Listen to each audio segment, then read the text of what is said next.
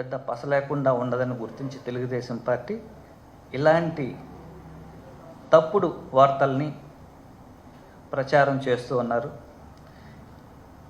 ఈ ప్రచారానికి కొంత బలాన్ని చేకూర్చుకోవాలని ఆ లిక్కర్ దానికి సంబంధించినటువంటి ఆ బేవరేజ్ సంస్థలో పనిచేసినటువంటి ఎండి గారిని కానీ, అలాగే డిప్యూటీ సూపరింటెండెంట్ని కానివ్వండి, అలాగే కొంతమంది క్లర్కుల్ని, కొంతమంది అవుట్ సోర్సింగ్ పిల్లల్ని బెదిరించి వాళ్ళ దగ్గర వాంగ్మూలాలు రాసుకుంటామని వాళ్ళ మీద హరాస్ చేసి కొట్టి ఇవన్నీ చేస్తే ఎవిడెన్స్ లేకుండా భయభ్రాంతులు గురి చేసి ఏ పేరు చెప్పమన్నా చెప్పేస్తారు. భయభ్రాంతులు గురి చేస్తే ఉద్యోగులు ప్రధానమంత్రి పేరు చెప్పమన్నా చెప్తారు, కేంద్ర మంత్రి పేర్లు చెప్పమన్నా చెప్తారు, ఇంకా ఎవరి పేర్లు చెప్పమన్నా ట్రంప్ పేరు చెప్పమన్నా చెప్పేస్తారు భయపెట్టి. ఏం చేస్తారు వాళ్ళు? ఇలాంటి తప్పుడు సాక్ష్యాల్ని సేకరించే పనిలో బిజీ అయిపోయినారు, రాష్ట్ర అభివృద్ధిని గాలికి వదిలేసి. అలాగే మిథున్ రెడ్డి గారు ఒక పార్లమెంట్ సభ్యుడు, ఆయనకి అనవసరంగా లిక్కర్ కేసుని అంటగడుతూ ఉన్నారు. వాళ్ళ నాన్న పెద్దిరెడ్డి రామచంద్రారెడ్డి గారు మనందరికీ తెలుసు, అటవీ శాఖ మంత్రిగా పనిచేశారు, అలాగే విద్యుత్ శాఖ మంత్రిగా పనిచేశారు. ఆయనకి ఎక్సైజ్తో ఏం సంబంధం? ఆయన్ని ఎక్సైజ్కి అంటగట్టే ప్రయత్నం చేస్తున్నారు. అంటే ఎప్పుడో ఉన్నటువంటి పాత గొడవల్ని దృష్టిలో పెట్టుకొని పెద్దిరెడ్డి గారి కుటుంబాన్ని ఎలాగైనా అన్నింటిలో ఇరికించాలనే ప్రయత్నం తప్పితే వాస్తవ దూరంగా ఈ ప్రభుత్వం వ్యవహరిస్తూ ఉంది.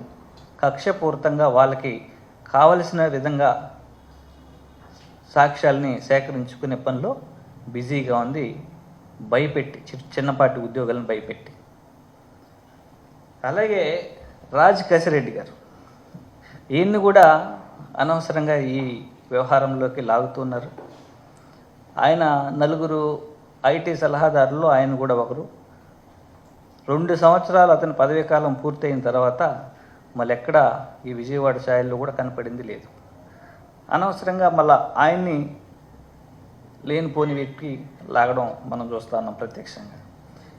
ఇవన్నీ అధికారం ఉందని అధికార దుర్వినియోగంతో 164 స్టేట్మెంట్లు సేకరించి ఆ 164 స్టేట్మెంట్కే ఆ వ్యవస్థకే అపహాస్యం చేస్తున్నారు, మైన్ మరకం చేస్తూ ఉన్నారు.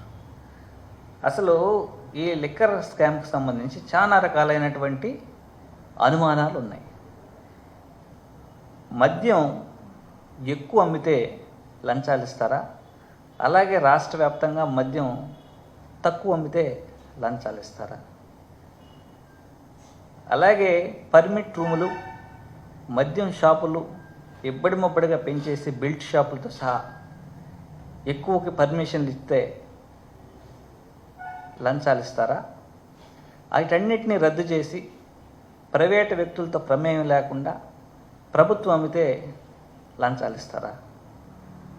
దాదాపుగా 4,380 మద్యం దుకాణాల నుంచి 2,900 మద్యం దుకాణాలకు తగ్గించారు వైఎస్ఆర్ కాంగ్రెస్ పార్టీ ప్రభుత్వం. అంటే 33% మద్యం షాపుల్ని తగ్గించారు.